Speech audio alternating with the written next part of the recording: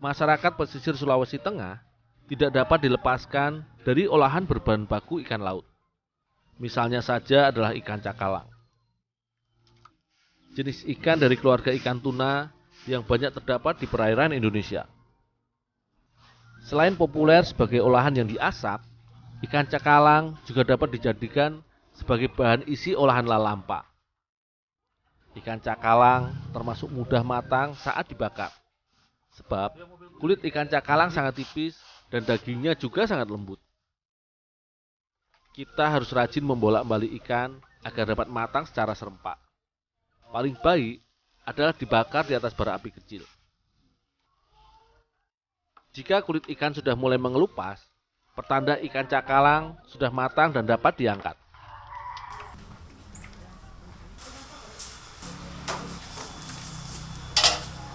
Ikan diproses lebih lanjut saat masih hangat. Pertama, yang harus dipisahkan adalah bagian kepalanya. Baru kemudian bagian tulang ikan, ekor, dan durinya. Bagian ini harus kita pisahkan secara seksama, sehingga tidak ada yang tertinggal bersama daging ikan. Tahap berikutnya, daging ikan cakalang harus kita suar-suir. Ini sekaligus untuk memeriksa duri ikan yang mungkin masih tertinggal.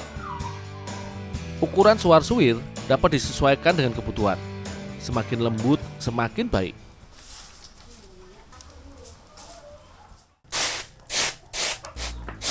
Bahan utama membuat olahan lalampa adalah beras ketan putih.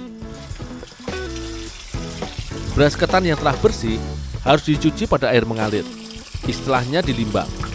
Intinya adalah membuang butiran halus akibat penggilingan, sehingga beras ketan menjadi lebih bersih dan kesat. Selanjutnya, beras ketan harus dikukus hingga matang. Olahan lalampa adalah makanan khas yang dapat dibuat oleh siapa saja di Sulawesi Tengah, sehingga olahan ini seringnya hanya dibuat secara rumahan saja. Santan direbus hingga mendidih. Santan ini akan digunakan sebagai bahan mengaron beras ketan yang dikukus. Lama memasak santan ini kira-kira selama setengah jam. Kita harus mengaduknya agar tidak pecah atau mendidih terlalu panas. Uniknya, beras ketan dicampur dengan santan di wadah berbeda. Proses mengaron ini tidak sama, misalnya dengan cara membuat olahan lain semisal buyu ataupun katiri. Kedua bahan dicampur saat masih panas. Dengan tambahan santan, beras ketan putih ini akan menjadi semakin harum. Semakin banyak santan yang ditambahkan, semakin baik, karena rasa olahannya nantinya akan menjadi semakin kuat. Bumbu olahan lalampa adalah rica atau cabai merah. Masyarakat Sulawesi menyukai rasa pedas yang kuat. Otomatis rica yang harus kita tumbuk juga banyak. Bumbu lainnya adalah bawang merah dan putih. Bumbu kemudian ditumis.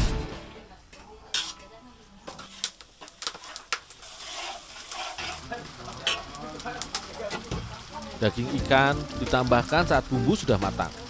Proses memasak isi lalampa ini sekitar seperempat jam.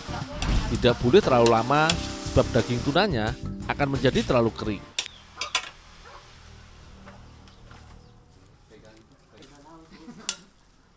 Bungkus olahan lalampa adalah daun pisang. Ketan akan diisikan sekitar 2 centong nasi. Baru kemudian diberi tambahan isi di atasnya. Barulah daun pisang digulung. Secara otomatis bentuk lalampa akan berubah menjadi lonjong. Baiknya daun pisang terdiri dari 2 atau 3 lapis supaya tidak sobek saat dibakar.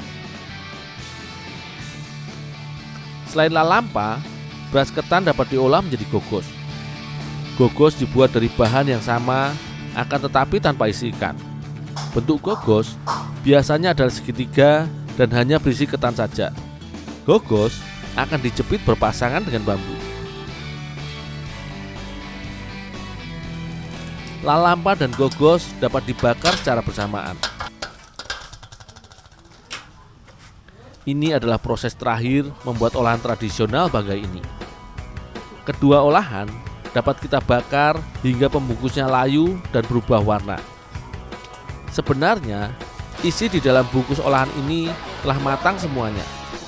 Membakar ini lebih pada tujuan estetik, agar bungkus yang terbakar dapat memunculkan kesan hangat pada olahan di dalamnya. Kedua olahan ini sangat nikmat disantap saat masih hangat. Proses membakar ini seringnya dilakukan pada saat olahan dijajakan. Jadi, ketika konsumen membeli, olahan yang dijajakan sedang hangat-hangatnya.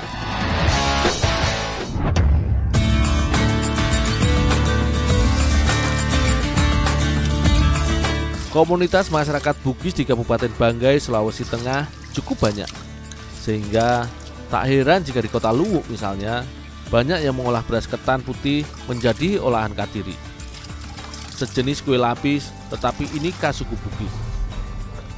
Beras ketan putih harus dicuci dahulu dan dilimbang beberapa kali agar bersih.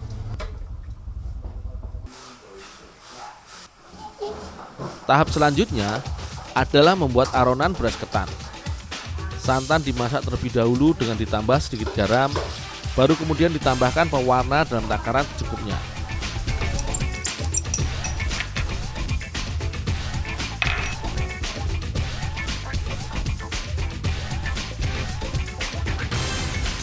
Setelah cukup diaduk, beras ketan lalu dimasukkan. Proses pembuatan aronan ini memang khas untuk kue katiri, yang mana nyala api tidak boleh terlalu besar. Selain itu, kita harus terus mengaduknya hingga beras ketan menjadi setengah matang dan serupa bubur.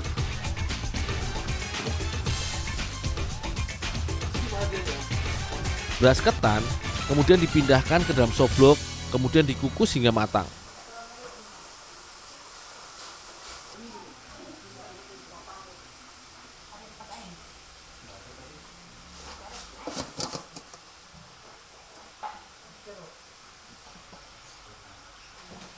Beras ketan akan matang setelah dikukus selama setengah jam.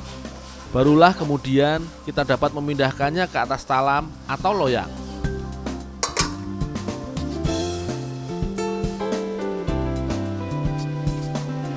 Seringnya adalah talam plastik, sebab dengan talam plastik bahan dapat ditekan-tekan agar menjadi padat dan rata.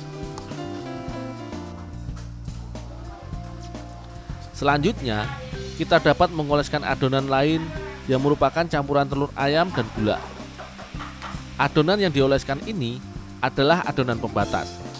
Kita tidak boleh mengolesnya terlalu banyak, sebab nanti masih akan ada adonan lain yang ditambahkan. Adonan untuk lapisan kedua paling utama adalah gula merah. Gula merah diparut hingga halus, kemudian ditambah dengan bahan-bahan lain, semisal gula pasir, santan, dan juga telur ayam. Semua bahan ini harus kita kocok hingga mengembang.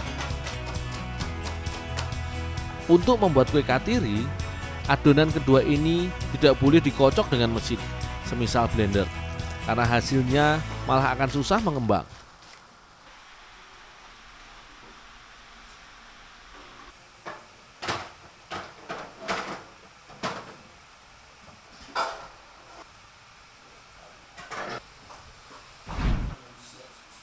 Lapisan kedua kue katiri dituangkan saat ketan sedang dikukus. Ini adalah satu-satunya cara membuat lapisan kedua. Jika dituangkan di luar pengukusan, tidak dapat mengembang seperti diharapkan. Dul, kalau sudah matang, angkat ya. Oh, ya Bu. Kue katiri matang setelah dikukus selama kurang lebih setengah jam. Loyang atau talam harus didinginkan selama beberapa puluh menit dahulu. Barulah kue katiri dapat dipotong atau dikemas. Bu, ini Bu yang sudah matang Bu. Ya.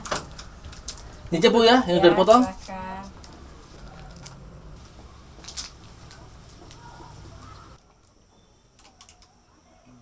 Enak Bu. Saya tinggal ke belakang lagi Bu. Katiri dapat dipotong setelah dingin. Itu pun harus dengan pemotong yang tajam dan tipis, sehingga hasil potongannya halus.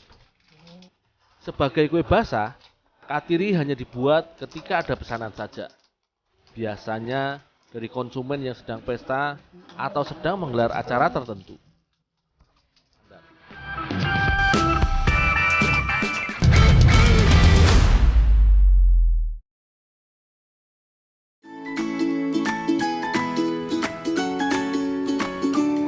Kak, mie goreng satu kak. Oh iya, Dul. Bang, mie enak bang. Enggak bang.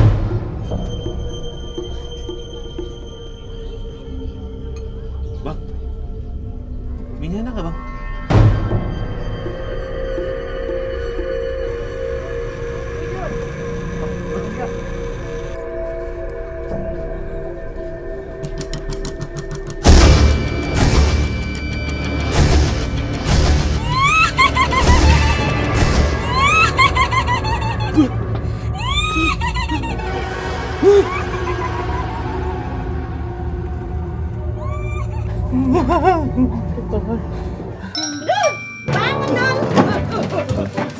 Ibu kaget-kaget. Kamu orang disuruh cari cacing malah molor terus. Ibu buruk saya bu.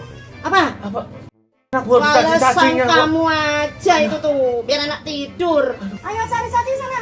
Iya bu, iya bu. Cacing. Walah, untung cuma mimpi. Kerjaannya. Serem juga kalau benar kejadiannya. Sekarang wes tak cari cacingnya. Bu, minta cacingnya bu, mau buat masakan. Ya udah ambil dulu tuh, siap panen tuh. Oh, sudah ada yang siap panen? Oh, iya bu.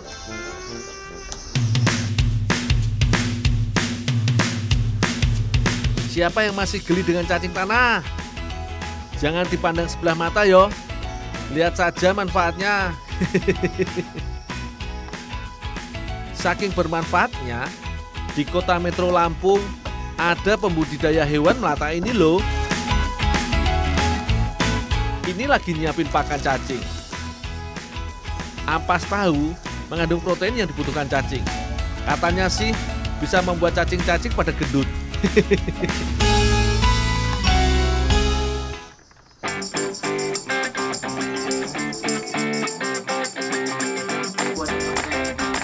Aku mau bantuin panen cacing dulu ya. Kalau sudah kelihatan banyak cacing atau kotoran cacing dan kokon atau telur cacing, tandanya cacing bisa dipanen. Ada beberapa cara memanen cacing. Yang termudah, ya dengan mengambil dan memindahkannya ke dalam ember.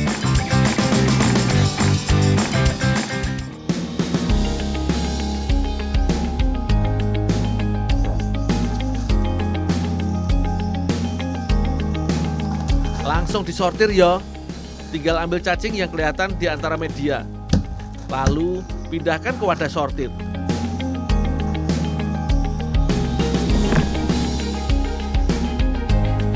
Ingat ya, saat panen harus menyisakan sebagian cacing dewasa. Jadi regenerasi berikutnya tetap lanjut.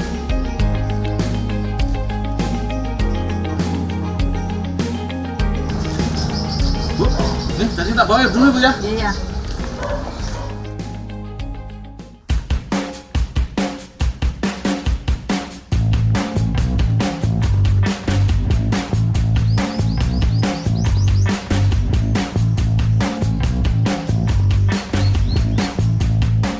Jumlah pakannya menyesuaikan bobot cacing. Biasanya sekilo cacing butuh sekilo ampas tahu. Sebenarnya sih pakannya nggak cuma ampas tahu, bisa dikasih bahan organik apa aja, yang penting lunak.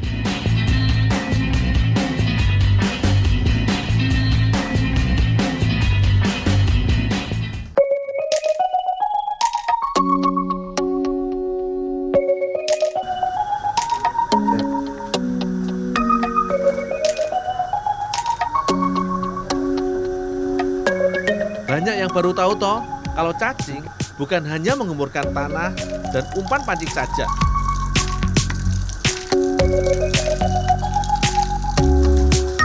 Cacing juga bisa jadi obat tipes.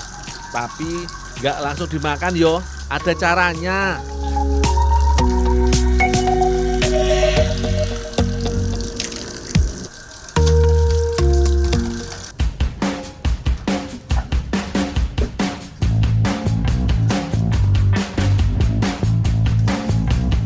Cacing yang sudah bersih langsung direbus. Nggak perlu pakai air, soalnya saat dipanaskan, cacing akan mengeluarkan cairan.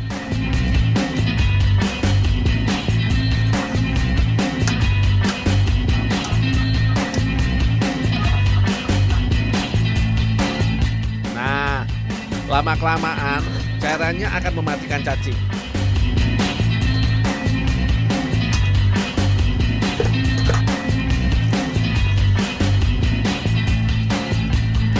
Selanjutnya, cacing disangrai.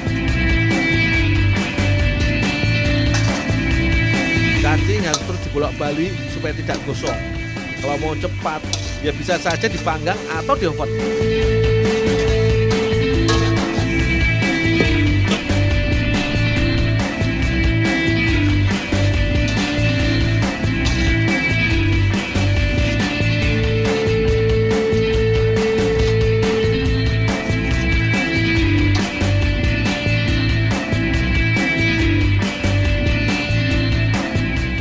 Cacing sudah mengering, jadi gampang dihaluskan. Bisa ditumbuk atau di blender.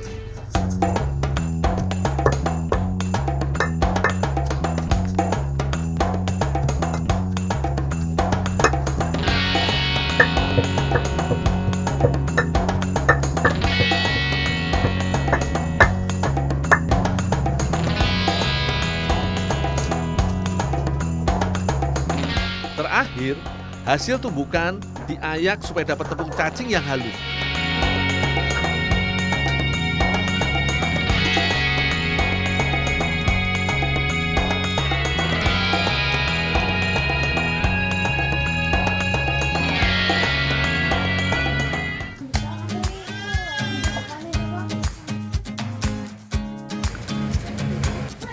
Setauku, tepung cacing biasanya dikemas dalam kapsul, terus jadi obat deh.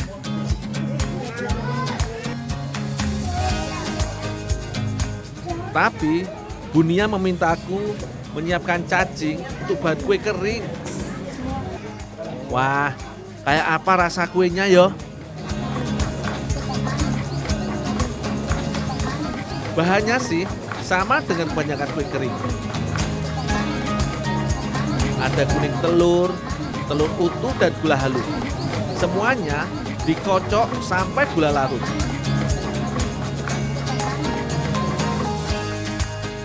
Tambahan vanili, pengembang, pengemulsi, dan mentega putih. Sebaiknya pakai mentega yang putih saja, karena mentega putih tidak terlalu berminyak.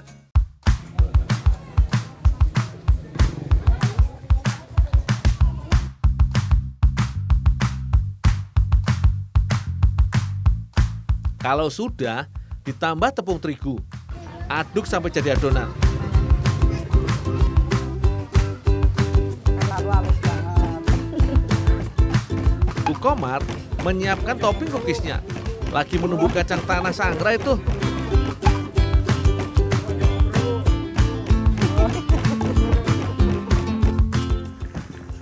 Ada deh, ini tepung cacingnya kak. Oh iya, makasih ya Dul. Oh ya kak.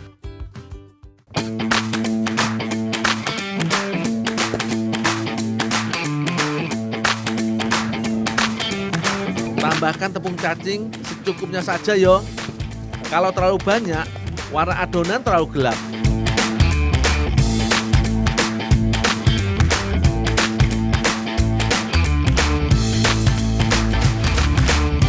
Setelah adonan jadi, kue bisa dibentuk macam-macam karakter.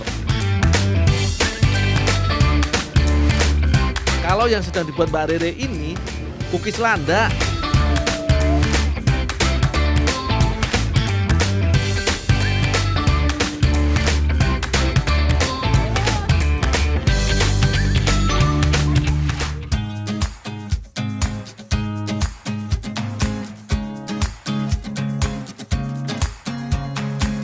Kalau sudah, Kue dipanggang selama 10 menit saja. Jangan kelamaan, nanti jadi gosong.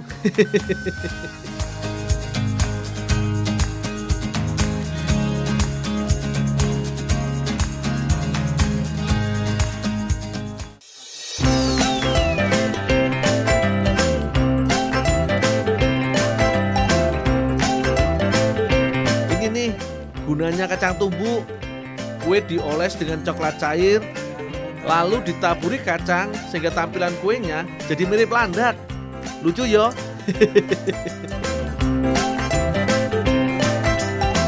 Sebenarnya bentuk kuenya bisa disesuaikan dengan selera saja. Misalnya karakter boneka yang lucu-lucu. Orang kekasih dan tercantik yang tak terlihat. Lengkap iki, menikmati suasana kampung yang sahdu. Apalagi ditemani Mbak Rere dan Mas Raffi yang asik gitaran. Bonusnya, cemilan spesial, kukis cacing. Ternyata kuenya nggak amis sama sekali loh. Tekstur kuenya juga empuk. Sekali gigit, pecah di mulut. Nggak nyangka yo, hewan yang menggelikan untuk sebagian orang bisa disulap jadi kuliner modern. Masih dapat manfaat bagusnya untuk kesehatan juga. Jos tenan toh.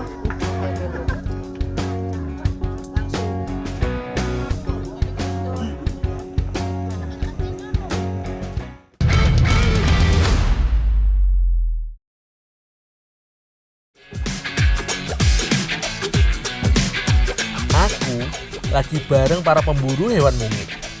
Rencana nih mau nyari hewannya di daerah Piungan, Yogyakarta. Pada penasaran toh hewan mungil apa? Sabar, tak cari dulu yo. Untuk mencarinya harus jeli melihat pohon-pohon di sekitar sini. Jangan sampai ada yang terlewat kuy mas. Woi, nah itu enggak sampai saya sogro itu. Woi, sih kita penek wae. Oh iya, dhuwurne sogrone. Ayo. Akhirnya nemu juga sarang target buruan kita. Kalau posisinya di atas, biar aku aja yang ambil. Meski aku sudah terbiasa memanjat pohon, tapi tetap mesti hati-hati.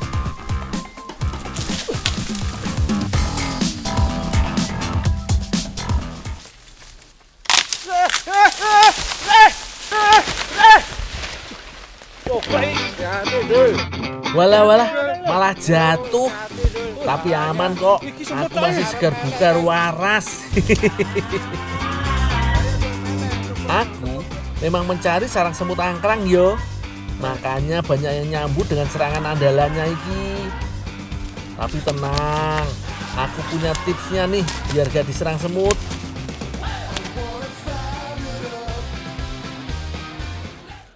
Teman-teman, ternyata ada cara nih supaya kita kalau manjat pohon nggak digigit semut angkrang.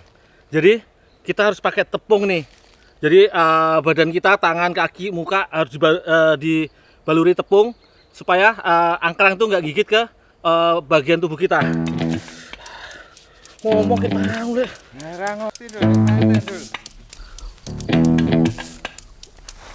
Nah, kalau begini bisa jadi lebih aman toh. Ya tak mana saya. Ya wis, aku coba manjat lagi yo. Hati ya dulu. Yo.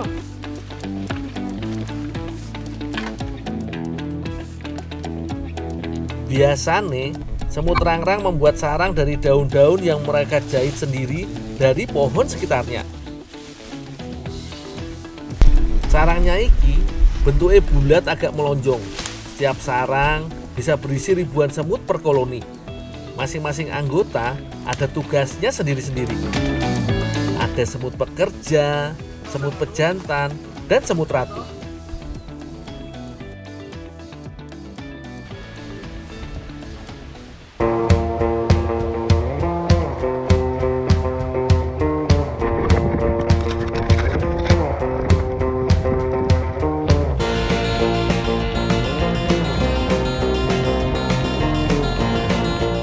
mengambil sarang semut rangrang, susah-susah gampang yo. Aku harus siap menahan rasa sakit kalau kena gigitan.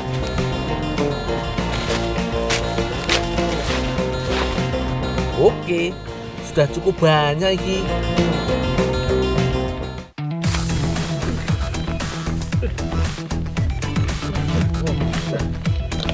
Iya, Pak. Kroto semut memang masih menjadi primadona para pencarinya. Di pasaran, per kilogramnya bisa dihargai sekitar 170.000. Ayo, Wah, mahal tenan yo. Lek, iki tak aku sih ya. Tak gue masak asam-asam ya. Siap ya, Dul. Sampai golek neh ya. Ya, tak golek nang Dul. Iya.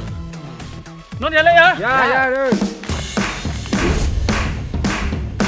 Kroto banyak dicari untuk dijadikan pakan hewan ternak seperti burung kicau. Tapi kalau ini, kroto dan semut rangrangnya mau dijadikan makanan. Wah, iki baru menarik. Seperti apa yo rasanya?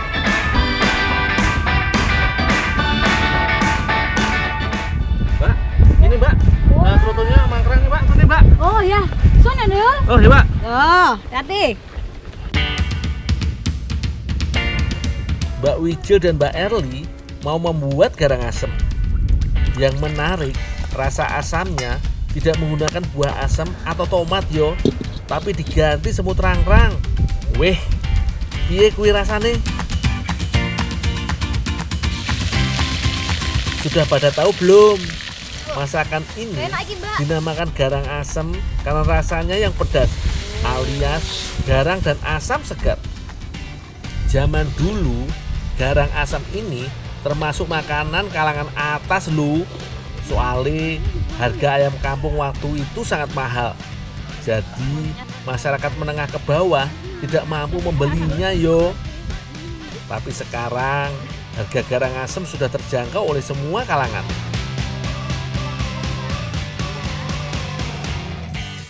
Tidak hanya kroto yang bikin garang asemnya spesial. Daging yang dipakai bukan ayam, tapi daging puyuh.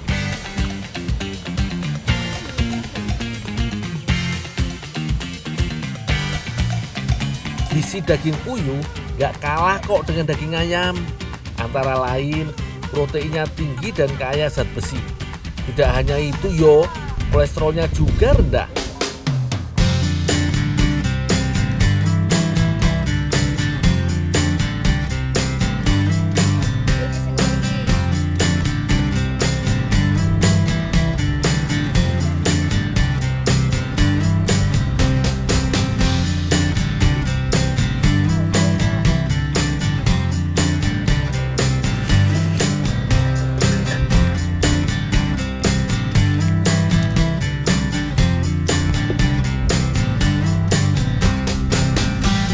Setelah dibungkus daun pisang, garang asem dikukus.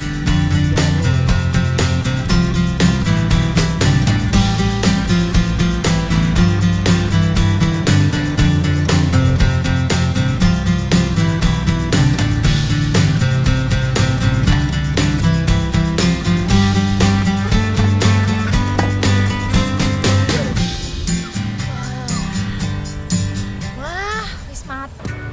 Kok ya? Wah, aromanya bener-bener seger yo iki. Siapa yang belum makan siang? Ayo, sini santap sama-sama.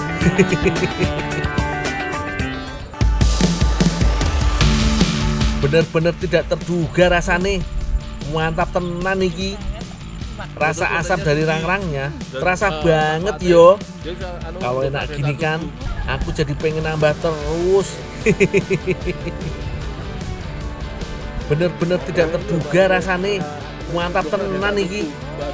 Rasa asam dari rangrangnya terasa banget yo. Kalau enak gini kan, aku jadi pengen nambah terus.